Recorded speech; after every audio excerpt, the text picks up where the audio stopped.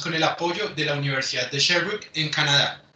Antes de iniciar, quisiera solicitar gentilmente a todos los participantes mantener su micrófono en silencio y su video apagado.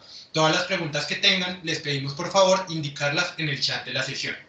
No siendo más, doy paso al profesor Javier Cuervo, profesor del programa de Ingeniería Agroecológica de la Fundación de Uniminuto Centro Regional Zipaquirá, quien nos apoyará en la moderación del evento.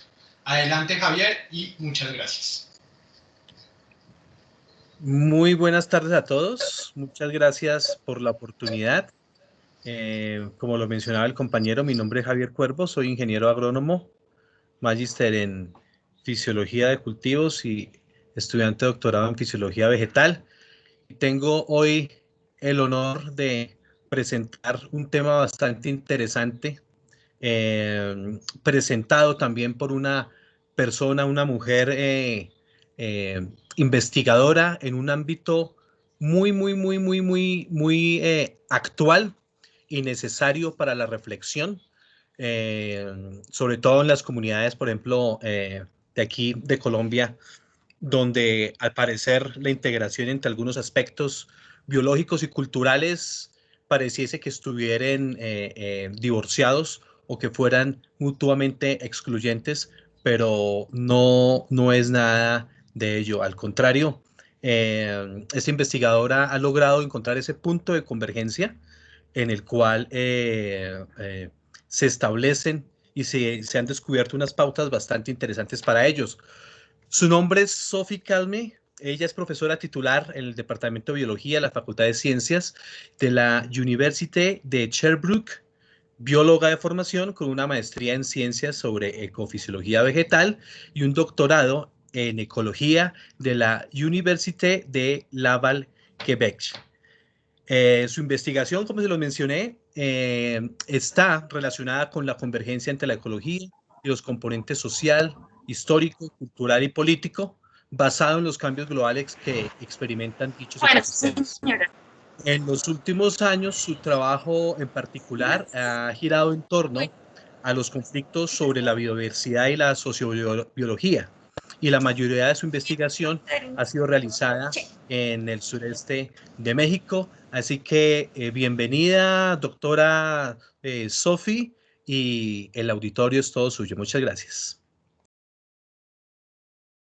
Muchas gracias, Javier, por la introducción y muchas gracias por la invitación. Entonces, antes de iniciar, sí, lo que quiero recalcar es que aunque mi maestría y mi doctorado se hicieron aquí en Quebec, yo luego me fui pues 20 años.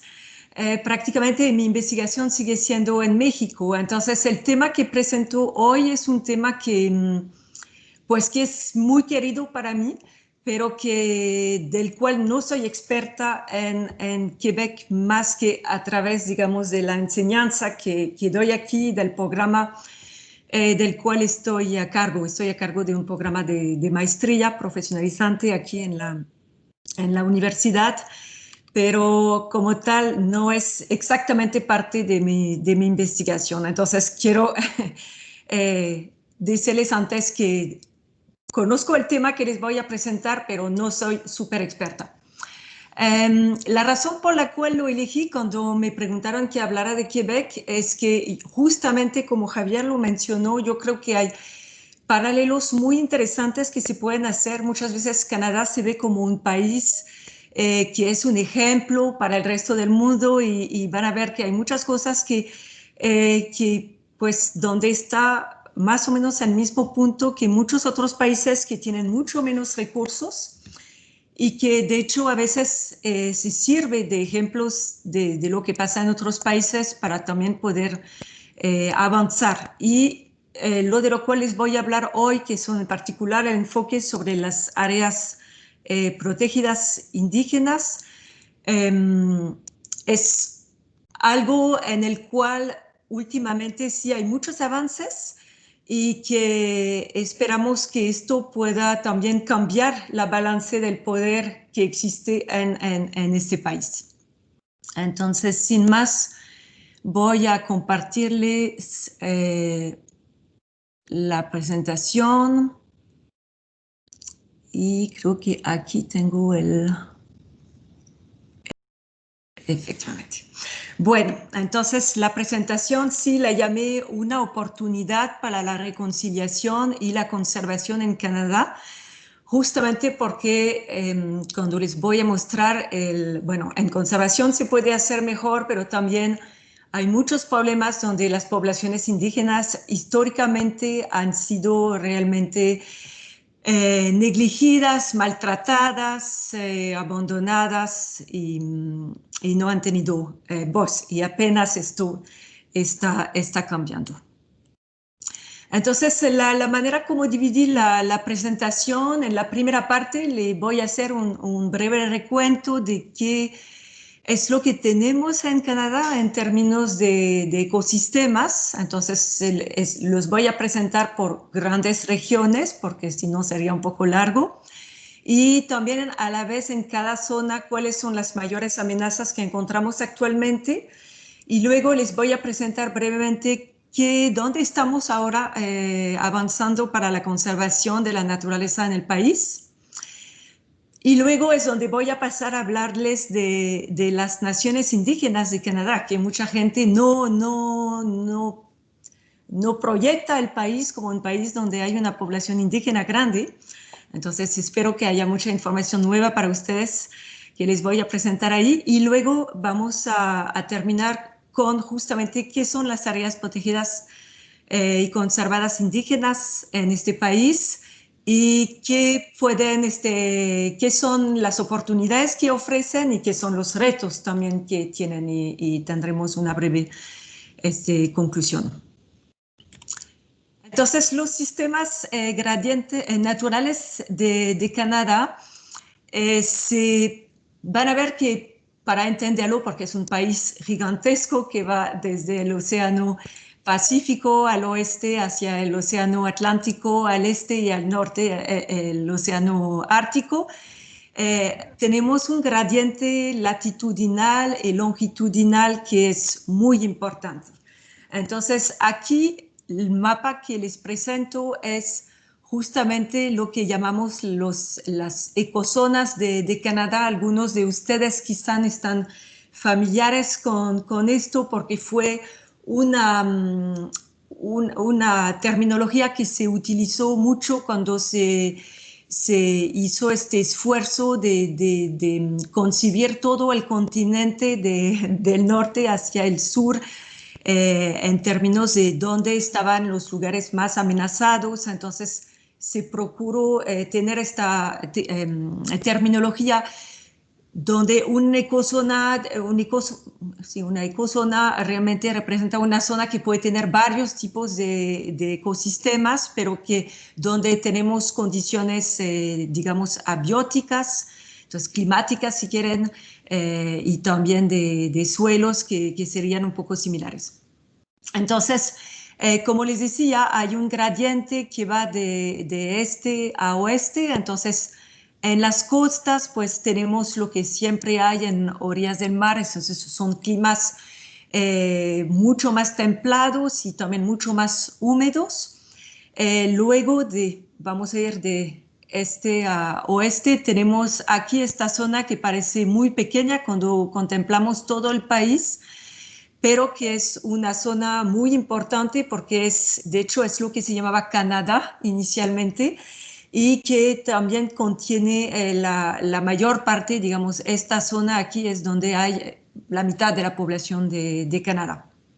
Entonces, luego si nos dirigimos más hacia el centro del país, entonces aquí tenemos, de hecho, continúa aquí, es toda la zona que llamamos de las praderas. Entonces, esta zona se encuentra al este de lo que aquí son las montañas rocallosas. Entonces, hace una sombra, digamos, en términos de clima, y que hace que aquí, entonces, son llanuras, pero también llanuras donde es mucho más seco.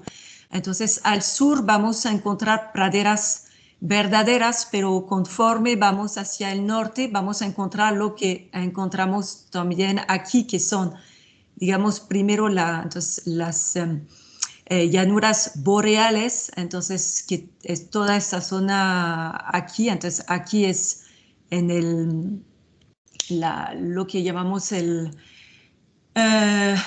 no sé la palabra en español, pero el shield que aquí pueden ver, entonces es esta zona, digamos que todo esto ya son partes geológicamente es muy viejo, y está cubierto entonces por estos bosques boreales que luego conforme vamos hacia el norte se transforma en taiga, entonces todo eso que es la taiga es donde el bosque boreal se vuelve mucho menos denso y finalmente para ir hacia toda la zona, digamos, ártica, entonces donde dominarían la tundra, entonces tenemos la zona del bajo ártico que llamamos, donde aún se pueden encontrar unos arbolitos en lugares más protegidos y luego realmente la parte del alto ártico donde no hay ni un árbol o cuando hay árboles miden como 5 centímetros. Y con esto creo que ya presenté, digamos, lo que serían los tipos principales, que ahora les voy a ilustrar a manera de fotografías y empezando por el tipo de vegetación que es más, digamos, típico de lo que la gente se imagina de los bosques en Canadá y que es este famoso bosque mixto. Entonces, mixto porque está compuesto de coníferas, entonces como podemos ver aquí verde más oscuro, aquí también, y de estos árboles que tomé una foto que se encontraba en el periodo otoñal, porque ahí se ven bien donde están las especies caducifolias. Entonces, lo que hace la particularidad de este bosque es justamente que es bastante diverso para un bosque, digamos, tan al norte y estos colores fantásticos que hay, que sí es realmente así. Apenas terminó hace unas 2 semanas, ahora ya no quedan muchas hojas. En particular se debe a las condiciones de frío que hay a partir del mes de agosto y que hace que antes de perder las hojas, pues los árboles toman estos colores muy bonitos y también hay mucha dominancia de especies como el maple. Entonces, en esta zona, como les comentaba antes, es donde se encuentra la mayor parte de la población de Canadá. Entonces, ven que aquí hay una zona con mucha población y aquí también en las praderas, que también muy apropiadas para la agricultura. Entonces, aquí también es por la cuestión de agricultura, pero también por cuestiones históricas. Allá empezó la colonización y entonces lo que vemos aquí es una parte agrandecida de esta región y ven que aquí están ciudades como Toronto, Windsor, la capital de Canadá, Ottawa, Montreal. Aquí estamos en Sherbrooke y la ciudad de Quebec, que es la capital de la provincia de Quebec. Entonces, estas condiciones hacen que encontramos ahí pues doble, digamos, amenaza. Uno pues es la agricultura, porque ahí empezó, como les decía, la colonización y muchas de estas tierras también son bastante propias para la agricultura, es la llanura de inundación del río San Lorenzo y toda la zona de los Grandes Lagos, pero también lo que ven ahí detrás de este rancho, pues es el crecimiento de todas las zonas urbanas. Entonces, cuando van de aquí, por ejemplo, en Sherbrooke hacia Montreal, a 1 hora de aquí yendo hasta Montreal ya empiezan a encontrarse con todos estos así suburbios que ven que en América del Norte la gente pues les gusta mucho tener su casita y bueno, y a veces no es tan pequeño, entonces están ganando de las tierras que son tierras agrícolas y hay hasta conflictos de usos para esto. Entonces es una zona que no cubre una superficie muy grande, pero que sí está relativamente amenazada por todo este crecimiento poblacional. Luego, el bosque que ocupa la mayor parte, digamos, del país es el bosque boreal. Entonces, el bosque boreal, si algunos de ustedes han tenido chance de utilizar para de ver fotografías aéreas ahí ay, se me olvida el nombre del aparato, pero que pueden ver. Entonces es muy fácil ver porque son muy así puntiagudos. Entonces es muy particular, es muy diferente de lo que encontraremos en un bosque caducifolio y un bosque tropical aún más. Estos bosques, entonces su característica, bueno, aparte de que son gigantescos, es que su régimen de perturbación pues son epidemias de insectos y el fuego. Entonces, eso es el régimen natural. Y entonces, ¿qué quiere decir esto? Quiere decir que estos bosques, cuando los ven aquí, pues todos los árboles tienen más o menos la misma edad. Y esto, ¿por qué se lo menciono? Porque muchos están acostumbrados cuando ven imágenes y cuando hablan de conservación y que en Canadá se cortan muchos árboles y hay que decir, en Canadá se cortan muchos árboles, probablemente demasiados árboles, y muchas veces se utiliza el argumento que además los cortes pues es tremendo, tenemos donde no queda absolutamente nada o paisajes como el que les muestro aquí, que cuando lo ven desde arriba pues sí es tremendo. Pero no hay que olvidar que esta elección, digamos, silvícola, tiene una razón, se fundamenta justamente en cómo es la regeneración natural en esos bosques que siempre son bosques de la misma edad y que se regeneran por, digamos así, grandes superficies donde va a haber una enfermedad, una epidemia de insectos o estos incendios. Entonces, está tratando de imitar la naturaleza, pero bueno, a veces es el ritmo al cual se hace que quizás es más rápido que la velocidad a la cual los ecosistemas logren recuperarse. Sobre todo que muchas veces elegí esta foto porque lo que ven que dejaron, porque por ley tienen que dejar partes, pero ya verán que muchas veces se las arreglan para dejar partes que aquí es un humedal. Aquí también lo ven que es otro tono y son árboles mucho más pequeños, entonces todo eso son humedales y entonces no directamente el bosque a veces sí no queda mucho y puede ser un problema, sabemos, para las especies que dependen de este tipo de bosque. Entonces actualmente es una de las luchas, digamos, ambiental que existe en el país. Luego, la taiga, como les decía, la taiga pues simplemente es este bosque boreal que les mostré que conforme vamos hacia el norte se hace un tapete de especies que resisten al frío y a condiciones de muy poca humedad. Y que se hacen más presentes y los árboles se hacen menos densos, pero digamos que se parece un poquito a lo que les muestro y en la taiga también tenemos el mismo problema. Entonces, antes, cuando yo hice mis estudios en la Facultad de Forestería al final de los 80, pues aún no habían llegado a la taiga porque no era rentable, pero ahora sí van hasta tan lejos, porque justamente eso significa que probablemente tenemos un problema con la regeneración de lo que se corta en este tipo de bosque. Y bueno, yendo más al norte, entonces tenemos lo que se llama la tundra. Entonces aquí ven algunos árboles en esta tundra, es la tundra en otoño, también se toman estos colores que son unos pigmentos que dan este color, igual que en los árboles. Y entonces eso quiere decir que estamos por los árboles, por la presencia de árboles, quiere decir que estamos en el Bajo Ártico, entonces aquí hay un valle que posiblemente donde hay condiciones un poquito menos difíciles, pero hay que concebir el Ártico como un desierto, es un desierto, pero un desierto del norte.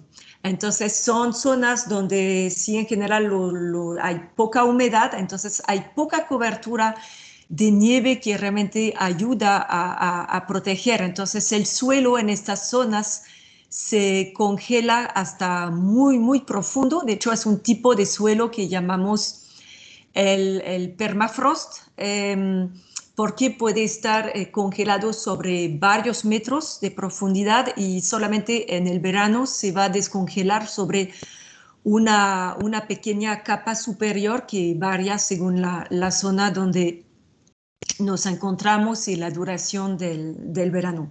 Esto es importante para lo que les voy a mencionar un poquito más adelante. Si hablamos de las amenazas a los ecosistemas que encontramos en el Ártico, pues uno de ellos son las minas. Entonces, como les decía al inicio, una gran parte de Canadá se encuentran rocas que son de las más antiguas de las que tenemos en la tierra, y estas rocas tienen muchos minerales que tienen mucho valor, entonces como oro y hasta titanio, uranio. Entonces encontramos estos minerales. Y bueno, Canadá también tiene esta mala fama de tener compañías de minas que se portan muy mal en muchos países, y bueno, esto también incluye Canadá. Entonces aquí tenemos una mina que de hecho se considera como una mina modelo, porque parece que logran mantener al mínimo su impacto ambiental. Y bueno, sí, si ven, hay muchas carreteras, pero bueno, parece que no, bueno, aquí se ve un poquito de contaminación, y aquí, bueno, eso, casi todas las minas no pueden escapar a eso, pero dicen que es una mina que se porta bien, pero no es el caso de muchas minas, y también ahora se paga el precio de minas que hubo en el pasado y donde hay contaminación que se va a quedar por cientos de años. Entonces ven aquí carreteras, y estas carreteras pues se construyen en un medio donde, como les decía, el suelo es un permafrost, entonces que se queda congelado. Y esto es, bueno, quizás es una ventaja ahora el cambio climático para el desarrollo en el norte, porque va a ser que va a ser mucho más complicado, pero lo que no podríamos ver así en una foto es que todas las infraestructuras que se construyen en el norte actualmente están ahogándose por justamente el cambio climático. Mucho más rápido en los polos, quizás eso lo saben, es mucho más rápido lo que aquí más o menos en todo el globo ya tenemos 1 grado Celsius de calentamiento, pues hay entre 3 y 4 grados Celsius. Entonces, esto es muy importante y provoca en el Bajo Ártico cosas como lo que ven aquí, que es incendios, para el cual el sistema realmente no estaba preparado, no es parte de las dinámicas normales para este sistema. Entonces, no es muy bueno cuando hay incendios, pero lo que no se ve y que mucho peor es, como les decía, todas las amenazas que el cambio climático provocan para las especies que viven en el Ártico y también para la gente que vive en el Ártico. Donde el cambio para las estaciones, el hecho de que hay mucha más nieve ahora, las precipitaciones son más abundantes, ya es menos un desierto, pero también hay este problema de deshielo, entonces es muy peligroso para la fauna y la gente, porque realmente se puede hundir uno. Entonces todo eso crea enormes problemas actualmente en el Ártico. Ahora pasamos entonces al centro del país con las praderas. Entonces aquí les mostré una foto de las praderas típicas. Las praderas tienden a ser llanuras, pero no en todas partes. A veces hay un poquito más de relieve, pero eso es la pradera tradicional con la especie emblemática de ellos, que es el bisonte, que antes había cientos de millones de ellos que andaban en toda esta franja de llanuras que atraviesa el este de las montañas rocallosas en Canadá y en Estados Unidos. Y los suelos en las praderas son suelos que son bastante buenos para la cultura, y entonces sí hay mucho desarrollo agrícola. Y de hecho, si recuerdan el mapa que les mostré con la densidad de población, también era la otra zona donde había bastante densidad poblacional, y esto es por la agricultura. Entonces, una gran parte de las praderas, sobre todo al sur, ha sido totalmente transformada. Y al sur de la frontera, pues es lo mismo. Y entonces sí, esto, bueno, los bisontes de hecho se han extinguido, y prácticamente lo que quedó después de que se extinguieran, en parte porque se quiso, pero en parte también porque desapareció su hábitat, pues lo que quedó eran los bisontes un poquito más al norte, justamente donde había menos gente en Canadá. Y luego sabemos que hubo reintroducciones en varios lugares, como el parque de Yellowstone. Y finalmente les voy a hablar de estos bosques, entonces, que son bosques nubosos, bosques de lluvia, pero templados. Entonces, este que les estoy enseñando es donde hay la mayor cantidad, que es la costa de Columbia Británica, entonces el oeste, la costa Pacífico.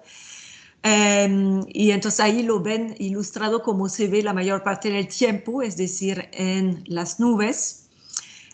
Y allá, pues, al igual que en otras zonas, la mayor amenaza es la explotación forestal. Son árboles, aquí lo pueden ver, gigantescos, entonces que tienen como mucho valor. Y esto, pues sí, igual son bosques que crecen lentamente, y en este tipo de bosque nuboso, pues los suelos son más frágiles. Entonces estos bosques pueden tener, en lugares así como este que les presento, donde hay mucho pendiente, problemas de regeneración como hay en otras partes.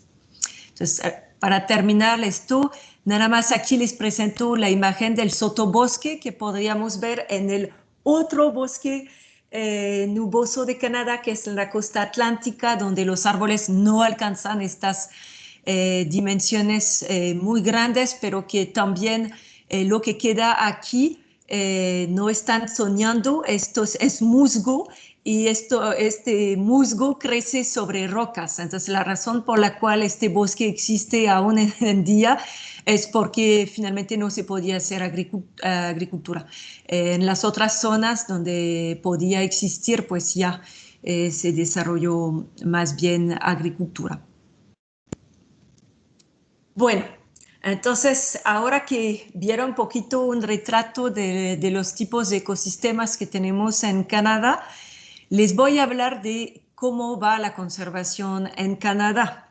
Y bueno, Canadá por muchos años no ha sido realmente un alumno muy atento, y podría decir que realmente es la Convención sobre la biodiversidad, sobre la conservación biológica de 92, que ha sido como, que ha despertado, digamos, realmente esta conciencia en Canadá de que había que hacer más para la conservación.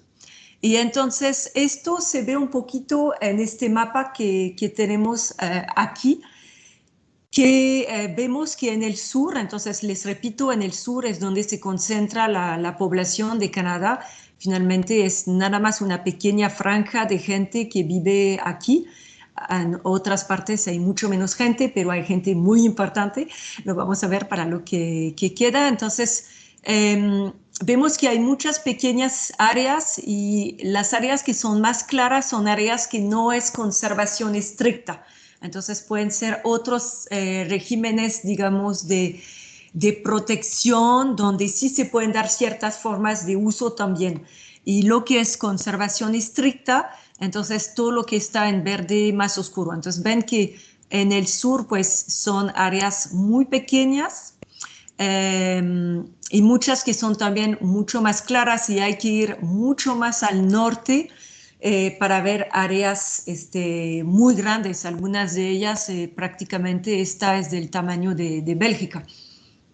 Entonces, hay este sesgo, pero también tenemos un problema porque aquí, por ejemplo, en esta zona de las praderas, pues tenemos por lo menos 3 tipos de zonas y algunas áreas no hay mucha representación o la representación es muy pequeña, tenemos problemas de fragmentación. Entonces, en términos estadísticos, ¿qué tenemos? Entonces, vamos mejor y por eso aquí no es un error. Es creciente el esfuerzo, pero también es reciente y en algunos casos lo van a poder ver, es súper reciente. Entonces, en términos de la cobertura terrestre que está conservada, pues actualmente hay 12%. Y esto representa un aumento de 65% en los últimos 20 años. Cuando les decía que es reciente, entonces pueden ver que hasta 92 siempre era más o menos igual y es luego que ya se empezó a realmente aumentar la superficie, pero va lento, pero seguro. Y aunque ahora hay 12%, pues esto es 5% por debajo de lo que se había comprometido para 2020, que estos son las metas de Aichi, que hubo al final de la década pasada. Entonces, aún falta. Para la parte marina, realmente el gobierno actual, pues si ven desde 2016, pues se hicieron muchos esfuerzos para incrementar y actualmente tenemos casi el 14% del territorio marino que está conservado y esto ya rebasamos la meta del 10% que se había previsto, en el cual el país se había comprometido para 2020. Entonces ahí vamos, pero aún falta y entonces esta falta justamente es lo que despertó ciertas ideas, en particular cuando el gobierno que hay actualmente fue elegido en 2015. Y entonces por esto ahora les voy a hablar de las naciones indígenas de Canadá.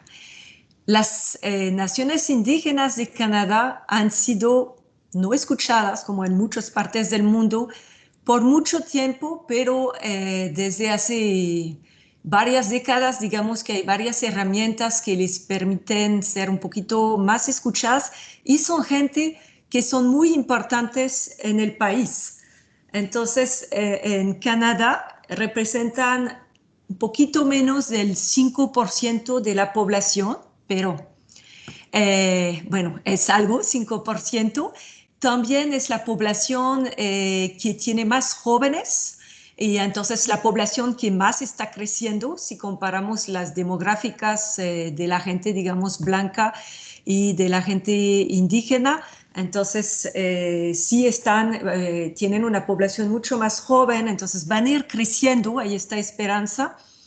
Y también lo que pueden ver en este mapa que abarca Estados Unidos y Canadá, y donde para cada provincia pueden ver el color corresponde al porcentaje de población indígena. Entonces ven que en Canadá las provincias donde hay menos población indígena, que es de 2 a 3%, pues son justamente entre las más viejas. Entonces tenemos Ontario, Quebec y aquí la isla del Príncipe Eduardo, pero tenemos un incremento cuando vamos hacia el oeste y cuando vamos al norte ven que la población indígena representa entre el 25 y el 90% de la población. Entonces esto en particular aquí en el Nunavut, entonces que está esta provincia cuyo gobierno es justamente Inuk, entonces de los Inuit,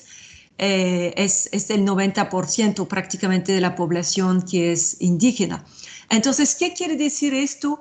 quiere decir que aunque Canadá es un país donde la mayor parte de la población está muy cerca de la frontera sur, los grupos indígenas, al contrario, ocupan todo el país, pero su presencia es hasta más importante, digamos, en términos relativos, cuando vamos más hacia el norte del país.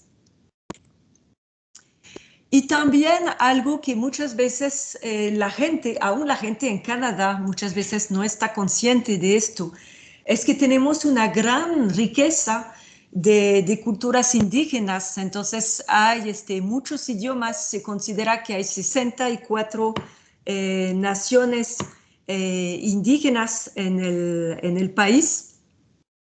Y estas poblaciones, entonces ven que hay una gran diversidad y prácticamente ocupan todo el país. Entonces hay algunas zonas que aquí son zonas justamente donde hay esta zona de taiga que sí lo pueden ocupar, pero donde no están, digamos, de manera regular, pero hay muy poquito del país que no está ocupado por estos grupos. Y para que sea un poquito más fácil, aquí les presento lo que son las zonas, digamos, de culturas que existen. Entonces, tenemos la zona de digamos, de toda la parte de bosques que llaman, bueno, el este, pero realmente va hasta el centro del país, que son estos bosques un poquito más mixtos que hay, donde hay pueblos, pues como quizás escucharon por libros, entonces los mojicanos, los hurones, los abenaki, etcétera, los Ottawa, entonces la capital Ottawa es el nombre de un pueblo indígena, y los Ojibwa aquí. Aquí tenemos todo lo que llamamos la cultura subártica, que son gente que utilizan el bosque. ¿Se acuerdan que aquí está todo el bosque boreal, pero también la zona de la taiga?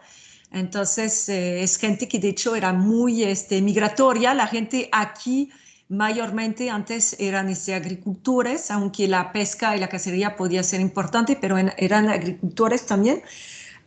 Aquí no. Aquí eran gente que migraban en función de los recursos. Aquí tenemos las culturas típicas de las áreas de llanuras, donde estaba toda la familia de los Sioux.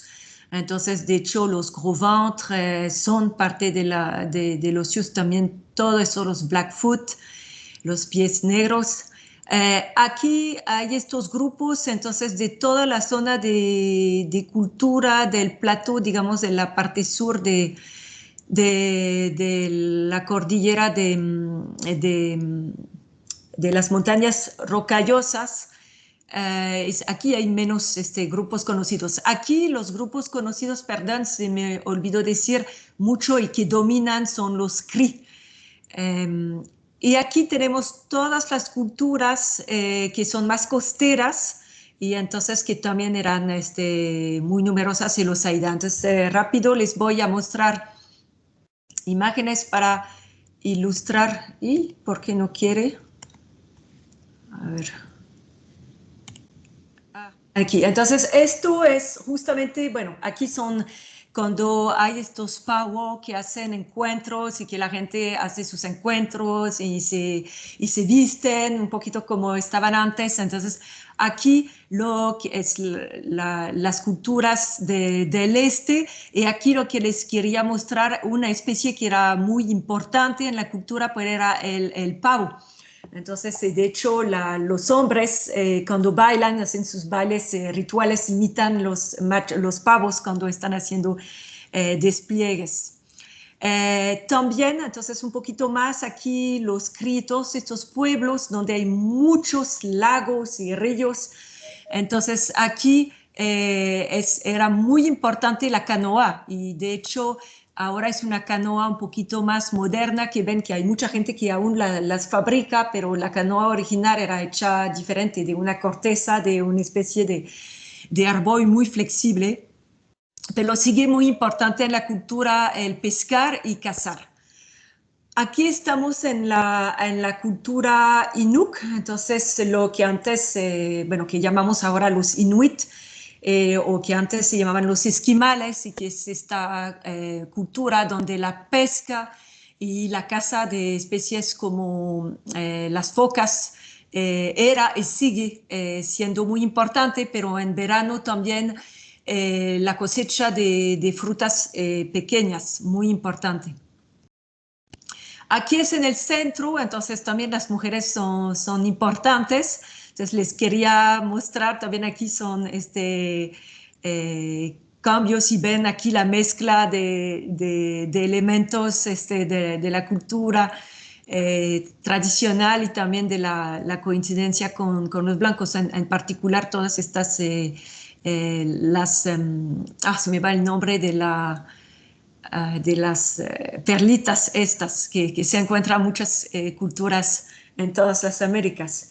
Entonces, aquí estamos más en las praderas, entonces, bueno, es lo que han visto, entonces sí, la gente, porque justamente no andaban en el bosque, entonces podían andar con estas, estos son, digamos,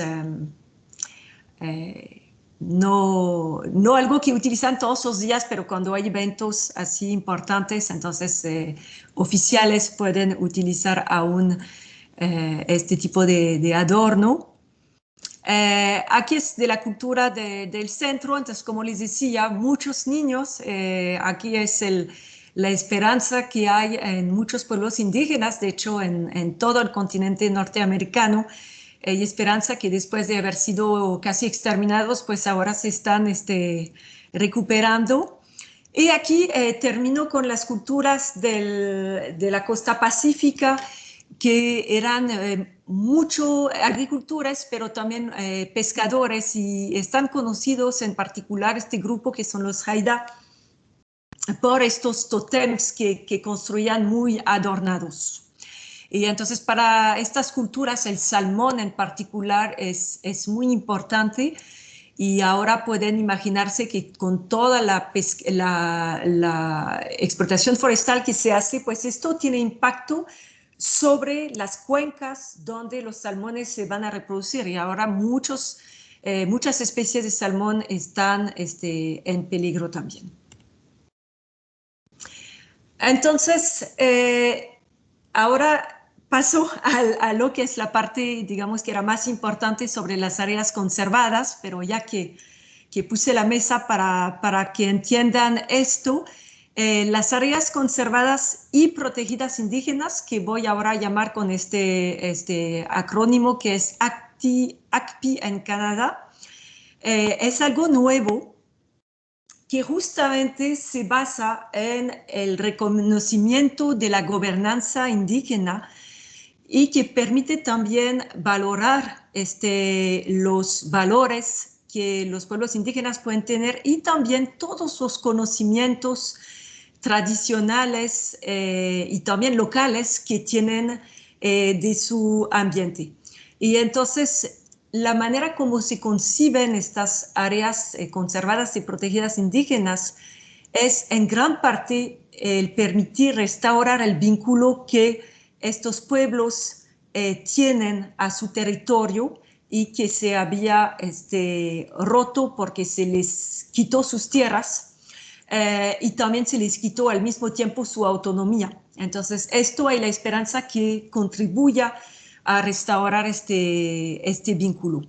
¿Y por qué este vínculo? Pues justamente porque en la manera como ellos lo ven es que este vínculo entre salud humana y salud de los ecosistemas es inalienable, es parte de todo su sistema de valor. Y ahora que las poblaciones blancas pues han hecho muchos desastres, ellos dicen pues déjenos hacer las cosas como las sabemos hacer, y van a ver que va a ir mucho mejor. Entonces existen diferentes categorías de estos parques, pero es algo muy nuevo, y actualmente solamente 3% de la superficie total que existe protegida en Canadá es de estos parques. ¿Y por qué actualmente estas oportunidades? Pues primero, en 82, que van a decir 82 es hace ya muchos años, pero ustedes saben, cuando se hacen cambios constitucionales, a veces tardan años en que realmente las cosas se muevan, y creo que justamente estos días ustedes también hay manifestaciones que van en este sentido en su país. Entonces hubo cosas en la reforma, digamos, de la ley de la Constitución y en la Acta Constitutiva de Derechos y Libertades de Canadá, que firmó aquí la reina Isabel, que permitió reconocer formalmente los derechos indígenas, y en particular también se reconoció que los tratados territoriales que se habían firmado, muchos de ellos en el siglo XIX, pero también en el siglo XX, y que nunca se habían respetado, pues que a partir de ahora se van a tener que respetar. Entonces, aunque esto existieron las condiciones, pero no cambió mucho. Simplemente digamos que permitió legalmente que se pudiera hacer. Entonces los pueblos indígenas, por supuesto, han sido activos desde ese tiempo, pero fue como muy lento, y en particular porque no se tenía también toda la,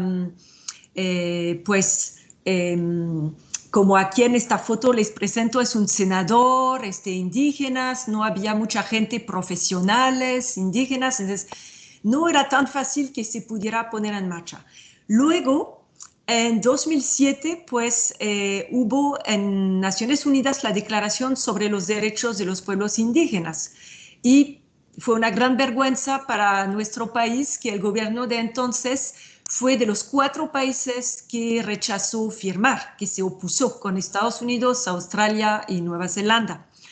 Bueno, Colombia fue de los países que se abstuvieron, que tampoco fue muy bueno, pero cuando hubo el gobierno actual en 2015, formalmente ante la Asamblea de Naciones Unidas dijeron que sí adherían a la declaración, y entonces que iban a poner todo en marcha para poder cumplir con lo que dice la Declaración de Derechos de los Pueblos Indígenas. Y algo importantísimo que dice esta declaración es que hay un derecho a la autodeterminación. Entonces, esto también es parte de lo que las áreas conservadas y protegidas indígenas permiten hacer. Y sobre la base de esto, pues también el gobierno puso en marcha un grupo de expertos. Entonces, esto es la portada, lo que ven a la izquierda es la portada de este grupo de expertos que se llama Nos Levantamos Juntos, y justamente era cómo se puede alcanzar esta cuestión de reconciliación, que es decir, reconocer todos los derechos indígenas que han sido totalmente pisados desde desde el inicio prácticamente de la relación que existe entre los blancos aquí y los pueblos indígenas, y al mismo ciertos objetivos que Canadá se puso. Entonces, entre las metas canadienses que se puso a alcanzar en 2025 es proteger 25% de sus áreas terrestres y 25% de sus áreas marinas. Y hay un interés de los pueblos indígenas, como les decía, en poder manejar sus recursos naturales por cuestiones culturales y también por cuestiones de supervivencia, porque en muchos casos es parte aún de su manera de vivir, porque muchos viven en zonas donde comprar comida en un supermercado es carísimo. Y también esta parte de reconciliación pues viene que durante más de un siglo existió lo que se llaman las escuelas residenciales, que donde los niños desde la edad de 5 años se les quitaba de sus familias, se les mandaba en el sur del país en escuelas, la mayor parte de ellas religiosas, y donde se les prohibía hablar su idioma, se les daba otro nombre y ya no tenían relación con sus papás. Entonces existió una crisis muy grave, existe hasta la fecha, una crisis, un problema de identidad, porque estas escuelas hubo hasta los años 94 y también hay muchos problemas físicos y sociales que derivan también de problemas mentales que se reconoce ahora que fueron heredados de este sistema. Y bueno, las poblaciones indígenas, pues por todo lo que les comenté, también son de las más pobres de Canadá. Entonces ven que aquí la tasa en las poblaciones no indígenas de Canadá, la tasa de pobreza es del 7.5%, pero ya cuando entramos en las diferentes categorías de poblaciones indígenas, que esto es un grupo que se llama los metis, es un poquito más alta. Cuando hablamos de las primeras naciones, que son todos los indígenas menos los metis y los inuit, pues hablamos de casi el 18% cuando es fuera de las reservas, pero en las reservas ven que es del 25%. La gente es muy pobre, entonces también la idea es que estas áreas protegidas, que no solamente les podrían permitir practicar sus actividades de subsistencia, pero también actividades económicas, que hasta el momento, cuando hubo, el dinero pues se fue a las compañías o al gobierno canadiense, pero no a los pueblos indígenas. Ahora acelero un poquito porque veo que el tiempo se va. Entonces, entre los retos, pues, está la falta de confianza entre los pueblos indígenas y el resto de la población. Entonces, diría que va en los dos sentidos, pero en realidad de parte del gobierno, pues hay una historia de abuso y hace que la gente, pues es difícil que puedan realmente hacer confianza a la gente blanca, porque hay una historia de que justamente no se podía tener confianza. Y también por esta cuestión de marginación, hay en general mucha aún falta de capacidad desarrollada en las comunidades indígenas, lo que requiere un esfuerzo. Se requiere un esfuerzo para que estos jóvenes puedan tener acceso a educación. Entonces se tienen que tener más programas para darles becas para que también puedan, como todos los demás, alcanzar y tener trabajos como profesionales y justamente en particular poder trabajar en estas áreas que puede ser el motor del desarrollo económico de sus comunidades. Y bueno, ahora tenemos suerte que parece que el gobierno, aunque dice más que lo que hace, pero que la conservación es importante. Pero como saben, la conservación, como cambian los gobiernos, pues también la prioridad para la conservación va cambiando mucho. Y aquí nada más para ilustrar el abismo que existe entre la población canadiense total y la población indígena en las reservas. Entonces, si vemos el año 2016, entonces había apenas la mitad de la población indígena en las reservas que tenían digamos, una secundaria completada, aunque esto pues era más del 80% para la población en general. Entonces, cuando les decía que había un vacío enorme, entonces una brecha es gigantesca.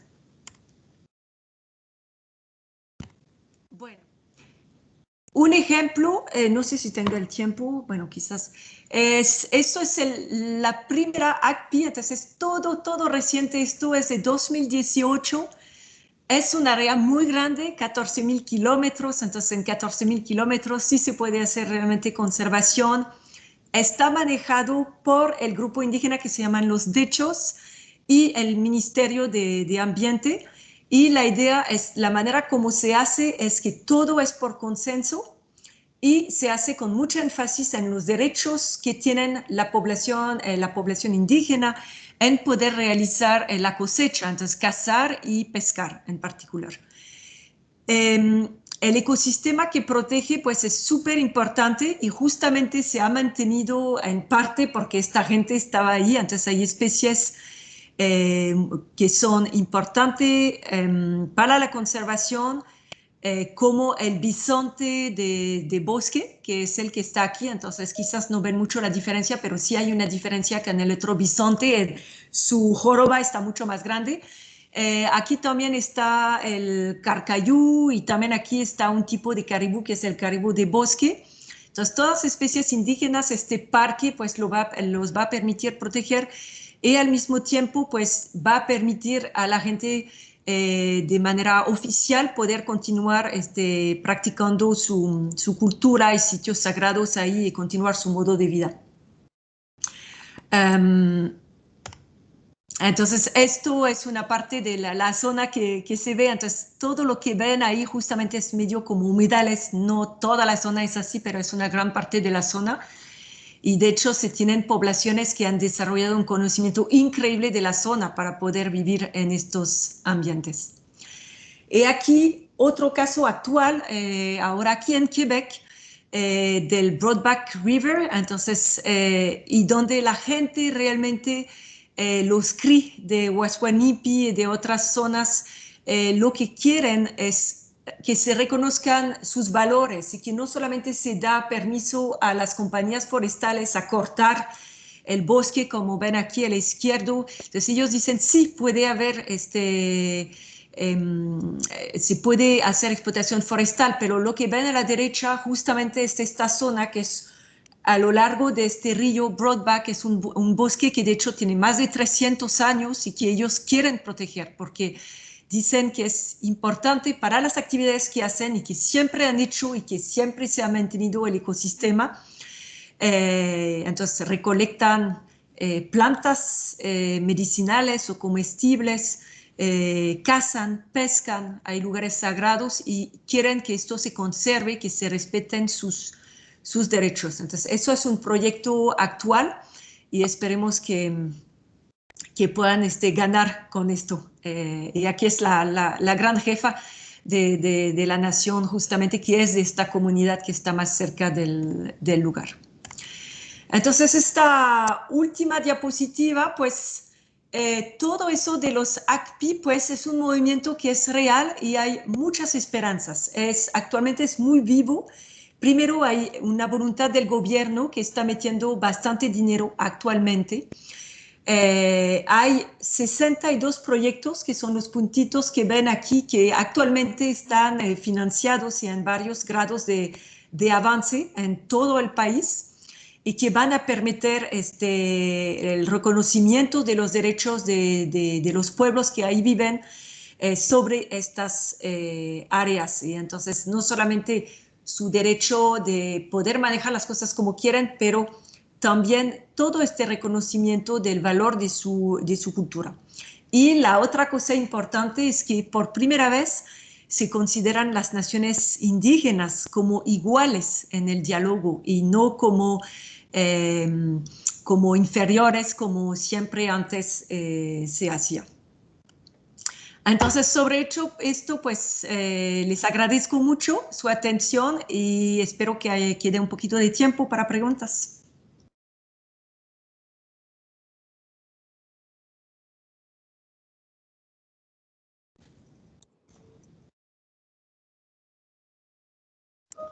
Muchas gracias, profesora Sofi. Agradezco su intervención, una intervención muy interesante y pertinente, sobre todo para el grupo de Uniminuto Centro Regional Zipaquirá. Ellos son estudiantes del programa de Ingeniería Agroecológica y este programa precisamente... ¿me escuchan? Es que Sí. me salió un error aquí, qué pena. Y este programa precisamente trata esas situaciones en los cuales los sistemas productivos agropecuarios pueden encontrarse con algunos momentos o situaciones o personas que tienen sus arraigos culturales y la comunicación con ellos debe ser fluida.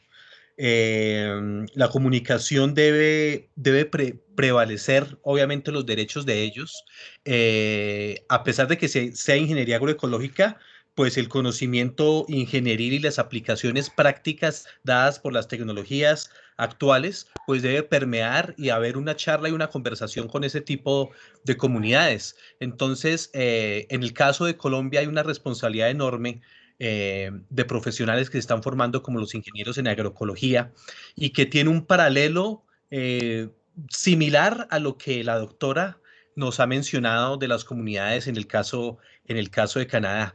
Entonces es un buen ejemplo de que las cosas son posibles, se pueden realizar, todo en el marco del respeto, el conocimiento social y cultural, el conocimiento de nuestras raíces y sobre todo el amor por lo que realizamos nosotros, tanto a nivel de agricultura, conocimiento y, y también el homenaje que se podría dar de esta forma a nuestros antepasados y varios de ellos que habitan con nosotros aún. Entonces, muchísimas gracias, profesora Sofi. Doy la palabra a los asistentes. ¿Alguien tiene alguna pregunta que la pueda realizar vía chat con la finalidad de yo leerla a la profesora y que ella nos ayude con la respuesta? William, Al nos está chat, levantando la mano Alex Vanessa. Entonces, Alex, por favor, envías tu pregunta por el chat. Ya sabemos que tú vas a hacer la pregunta. Pues yo ya veo una pregunta de Sebastián que pregunta cómo Canadá va a garantizar la participación completa y efectiva de estos pueblos indígenas si no hay confianza. Esto sí es el mayor reto. Y de hecho, los proyectos que ahora han avanzado como esta primera área indígena que les hablé, Erechai, allá que está en los territorios del noroeste, es una zona donde no hay nadie, entonces realmente ahí sí fue mucho más fácil. Pero es cierto que esto lo veo como el mayor impedimento, hay mucho racismo. Racismo sistémico que hablamos y ahora hay un debate muy fuerte, pero creo que la población, digamos, no indígena poco a poco está tomando conciencia de este racismo que existe, del cual no era consciente. Hace apenas 3 semanas hay una mujer, Atikamek, que fue aquí en Quebec en un hospital que estaba mal y grabó, se sentía en destreza, grabó en Facebook en vivo, pedía ayuda a su familia y grabó y se escucha a las enfermeras, una en particular que es horrible, pues es grosera, y la trata terriblemente y la pobre mujer lamentablemente falleció. Entonces esto ha despertado mucho la gente que dicen que no, que como que no hay racismo, pero cosas así pasan todo el tiempo. Y hay este racismo de la cual la gente no es consciente, pero que existe. Y yo creo que es el mayor impedimento. Entonces, lo que ahora la Comisión de Reconciliación está empujando, hay una lista de, creo, 80 y fracción recomendaciones. Y entre estas recomendaciones está que en las escuelas no indígenas justamente primero haya más historia, más conocimiento de las culturas indígenas y que también se entrene a la gente en relaciones interculturales. Porque, como lo decía Javier, la cuestión de comunicación y de diálogo de igual a igual y de escucha es muy importante que exista y actualmente no existe mucho. Entonces, actualmente sí, en el sur yo creo que va a haber muchos problemas antes de que realmente logremos algunos de los proyectos. Entonces, en zonas puramente federales de la corona, como llamamos posiblemente, pero en zonas más bajo legislación provincial, yo dudo que se permita.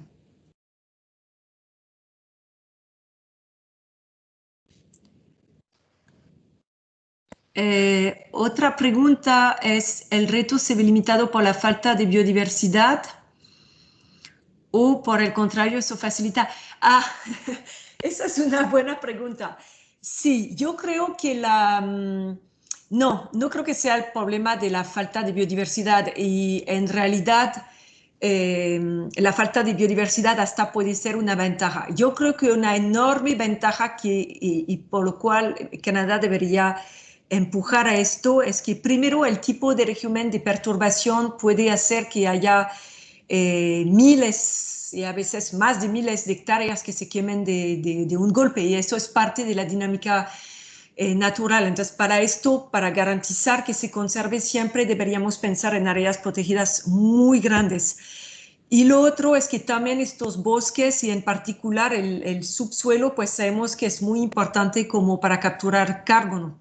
Entonces, hay esta contribución no quizás tan crucial para la biodiversidad, que hay mucho menos allá, pero para también todo lo que es de la captura de carbono y para, digamos, el equilibrio climático del planeta. La otra pregunta sobre si el gobierno de Canadá, ¿cómo ha reparado a las comunidades indígenas? Bueno, no lo ha hecho. Se pidió excusas. Hay, en teoría, deberían, y eso por ley, deberían proveer todas las comunidades indígenas, dar la educación y los servicios, pero parece increíble en este país que es de los 7 más ricos del mundo, pero quedan algunas comunidades donde ni hay agua corriente, donde pues los servicios básicos prácticamente no existen. Entonces, no, falta mucho por hacer. Y es parte también de lo que hay que trabajar, que también el gobierno va a tener que desembolsar dinero, porque como los gobiernos autóctonos no han tenido capacidad de utilizar los recursos sobre sus territorios y de poder ganar dinero con esto, no tenían tampoco poder de taxación. Entonces, realmente, ¿cómo van a poder desarrollarse, aunque se les permita ahora, si no hay este apoyo inicial? Cuando en sus territorios hubo mucho dinero que se hizo, pero el dinero no les llegó a ellos, como decía. La pregunta de Vanessa es sobre si la integración indígena se da desde una política lingüística. Quizás Vanessa puede abrir su micrófono porque no estoy segura de saber qué quiere decir por política lingüística, si quiere decir que hay educación en su propio idioma. Quizás le puedo dejar la palabra para que diga exactamente a qué se refería. Sí, hola Sofía. Mi pregunta va dirigida frente a esto, pues bien sabemos que Canadá es un país bilingüe ya por su misma constitución, pero pues sabemos que el bilingüismo es entre inglés y francés. Entonces, pues ya que empieza una nueva, más bien se reconoce una nueva identidad que es la identidad indígena, no sé si también el gobierno canadiense tiene una política lingüística en términos de enseñanza en su propia lengua o si por el contrario tienen estos procesos de enseñar en francés o en inglés.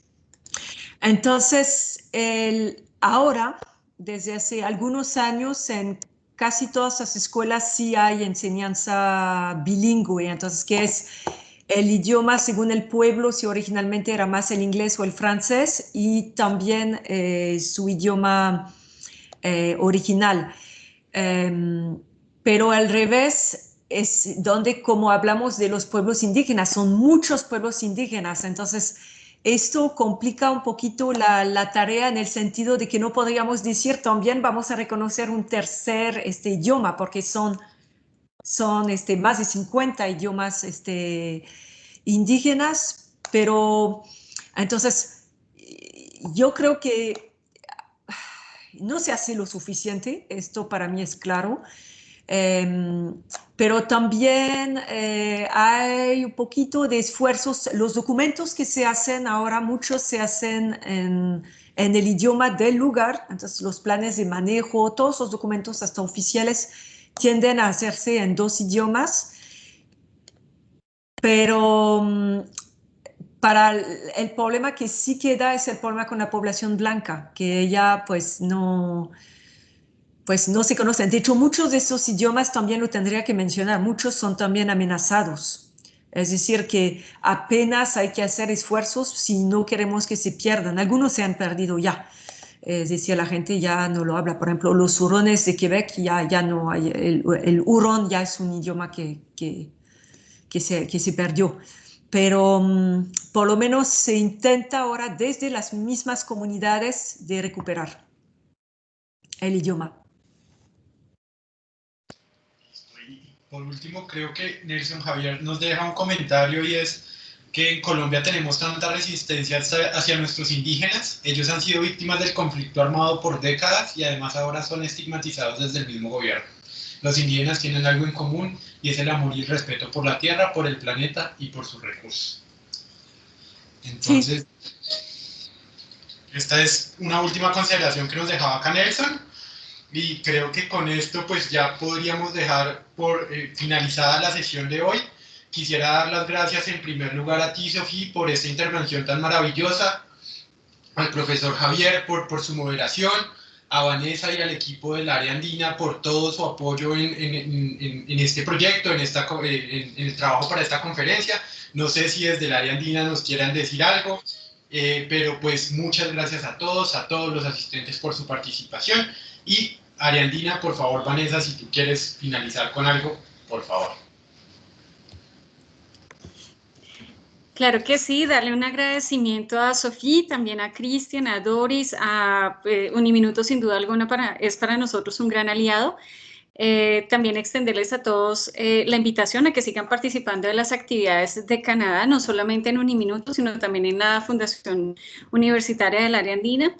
Para nosotros Viaje Global Ariandino y también la Semana Canadiense en Uniminuto configuran unas nuevas estrategias de internacionalización en casa. Muchísimas gracias a Sofía, creo que el tema es bastante interesante y es un tema demasiado global porque yo creo que en todos los países llegamos a contar con comunidades indígenas, personalmente considero que son mal llamadas minoritarias, pero creo que es un tema que nos ayuda a visibilizar y sin duda alguna reconocer y que nos muestra que sin importar las barreras, sin importar los idiomas, todos los países debemos tener en cuenta todas nuestras comunidades. Entonces, de verdad, muchas gracias Cristian Camilo, muchas gracias Sofía, merci, merci a todos y bueno, muchas gracias también a William Javier por la moderación.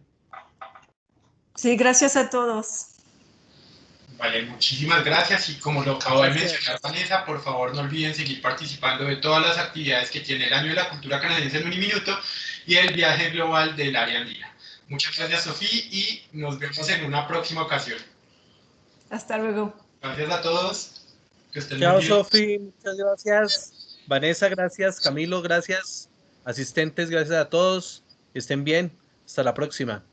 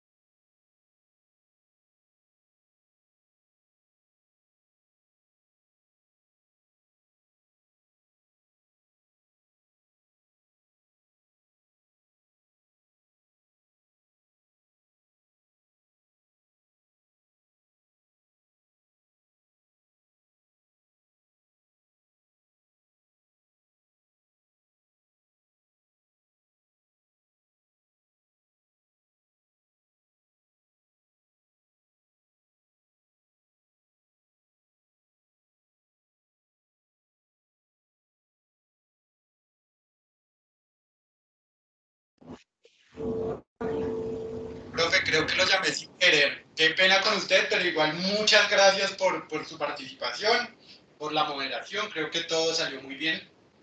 Entonces, Sí, gracias a Dios, salió bien. Se aprenden muchas cositas, vea pues, cada día aprendemos más cosas. Estuvo chévere la presentación de Sofi. Pese a que tienen una formación similar, siempre son temas bastante diferentes, ¿no? Sí, a pesar de que la formación de verdad es muy similar que es sobre ecofisiología, ella trabaja más esos aspectos étnicos y sociales que pues son chéveres. O sea, bacano llegar a ese punto de convergencia de esas dos áreas que parecieran que estuvieran muy alejadas, pero ella nos muestra que es posible realizar el trabajo conjunto con comunidades. Y chévere, ojalá se preste para posteriores tanto eventos o investigaciones, trabajos conjuntos. Su merced sabe que bienvenidas esas oportunidades y que cuenta conmigo para cualquier cosita.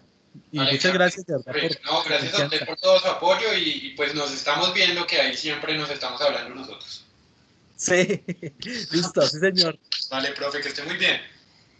Bien, bueno, chao, Hasta Alan, luego. Chao. hablamos. Chao, chao.